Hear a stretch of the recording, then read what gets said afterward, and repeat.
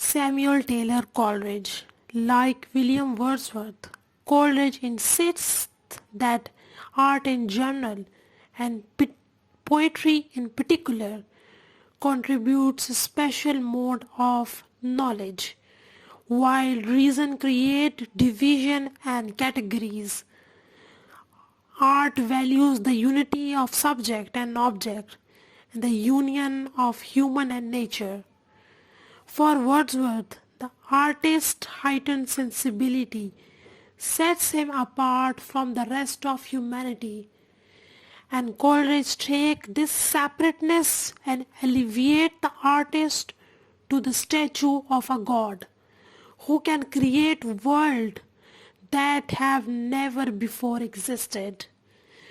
Coleridge's critical writings like On the Principle of General Criticism, published in 1814, and the Biographia Literaria, published in 1817, emphasize the idea of organism as organicism as central to the Romantic worldview.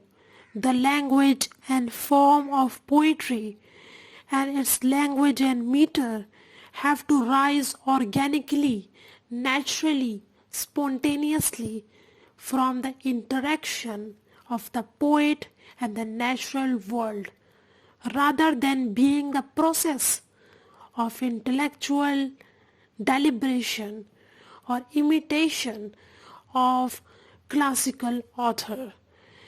And in this view, form is always something internal to the poem or a work of art, rather than something imposed externally. Because the form or structure of a poem or art emerges from the interaction of the poet and the natural world, and the poet is free to make his own rules about poetic expression, poetry thus ceases or stops to be governed by inherited rules about meter and is freed from its imitative ties to a tradition of poetic precursors whose excellence have been proved by the test of time. Thus the idea of aesthetic quality, whether a work of art is good or bad, in the Romantic view depends not on any conception of conformity, either in the accuracy of a representation or to existing norms and conventions, but rather in the originality of the work and in its ability to express and produce powerful emotions. In investigating the organic principles of poetic composition, Coleridge also examines the faculty of imagination, dividing it like Edmund Burke, into a primary and secondary forms. So primary imagination is the living power of human perception, the presence in each and every human souls of the divine spark of creative power, which is the life force itself, or as Coleridge describes it, as a repetition in the finite mind of the eternal act of creation in the infinite I am.